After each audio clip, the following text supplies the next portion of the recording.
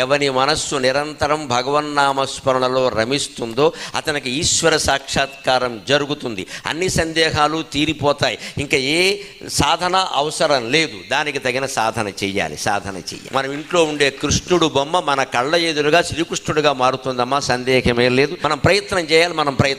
మనం ఈ విగ్రహాన్ని ఇక్కడ మట్టి కొట్టుకుపోతుంటే దానికి దండ బారేసి ద్వారకలో బేటి ద్వారక ఉంది, అక్కడికి వెళ్ళి నీ ఇంట్లో ఉన్న కృష్ణుడిని వదిలేసి అక్కడికి వెళ్ళి మనం ఏం చేస్తామంటే అక్కడ ఏమిటి కుచేలుడు కృష్ణుడికి అటుకులు పెట్టేట, అందుకని అందరి దగ్గర బియ్యం జల్లిస్తున్నాం. ఈ పిచ్చిలో మనం తిరిగేసి నేను బేటి ద్వారాకి వెళ్ళా, బియ్యం చెల్లాని అదొక కబులు చెబుతావు. కానీ ఇక్కడ ఇంట్లో ఉన్న కృష్ణ పరమాత్మ దగ్గర కూర్చుని 5 నిమిషాలు మాట్లాడావా, 5 నిమిషాలు మాట్లాడకుండా ఆయన్ని చూసావా, నీకు కనిపించని భగవంతుడు కూడా నీ ఇంట్లో విగ్రహం మానవ రూపంగా మారి నిన్ను అనుగ్రహించాలి అంటే పట్టు వదలని తీవ్రత. నా తల్లి కనిపించింది, నా తండ్రి కనిపిస్తున్నాడు, నా భార్య కనపడింది, నా భర్త కనపడుతున్నాడు, దేవుడు ఎందుకు కనపడు నాకు, అంత తీవ్ర ప్రయత్నం చేయాలమ్మా, అప్పుడు ఖచ్చితంగా జరుగుతుంది.